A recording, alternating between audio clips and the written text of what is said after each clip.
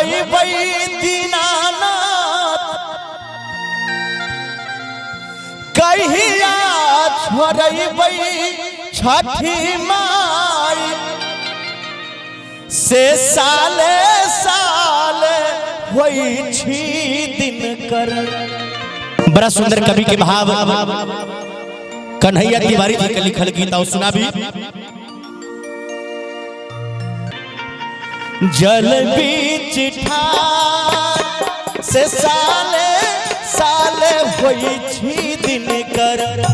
जल बीच ठार से साले साले होई छी दिन कर।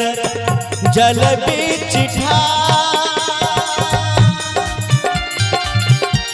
बाझी न पादा हमर कहिया छोड़बै छठी माई कहिया छोड़बै से साले साले होई छी दिन कर।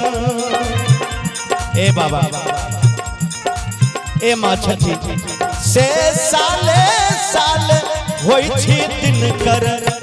जल बीच ठार से साले साले होई छी दिन कर। जल बीच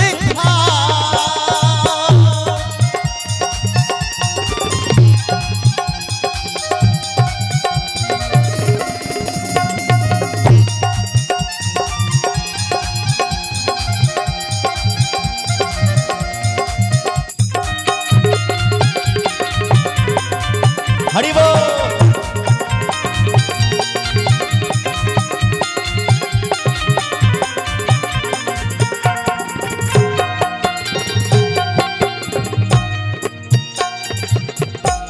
विधिवत नियम सा हमें खरना करई छी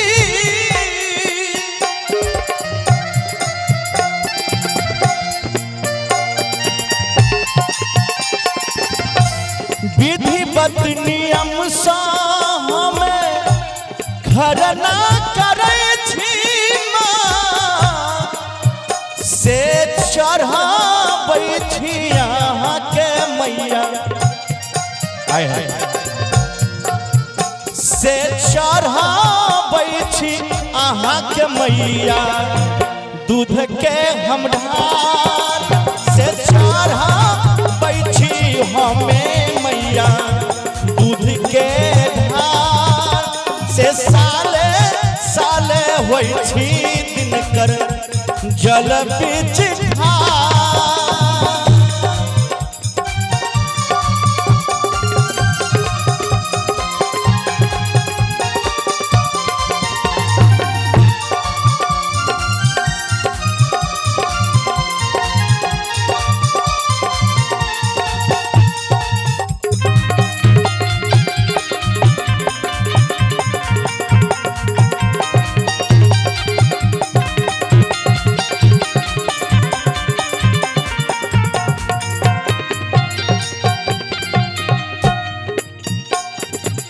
आगे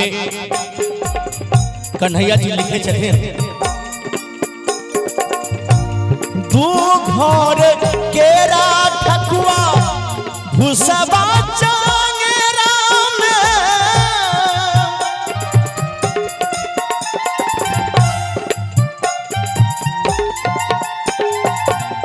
ए माई दू घर केरा दू घर केरा केरा ठकुआ भूसबा चांगेरा में से नेसै छी हम घाट पर से नेसै छी हम घाट पर दीप हजार से नेसै छी हम घाट पर दीप हजार से साले साले रहै छी दिन कर। जल बीच ए माई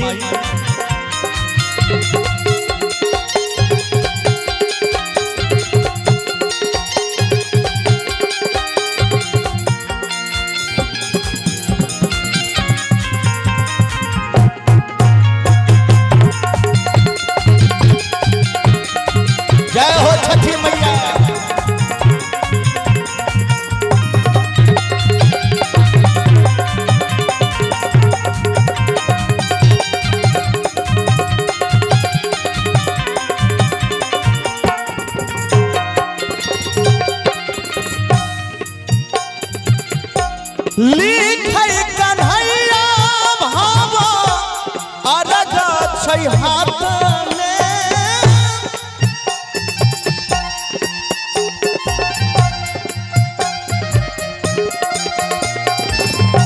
लिखै कन्हैया भावा अर्घ छै हाथ में से शंभु के अरजी पर ए माँ से शंभु के रजिया पर करियौ विचार से शंभु के रजिया पर करियौ विचार बाधी न पदा हमर माँ कहिया छोड़बै छठी माँ कहिया छोड़बै से साले साले होइ छी दिन को से साले साले होइ छी दिन कर जल बीच ठार से साले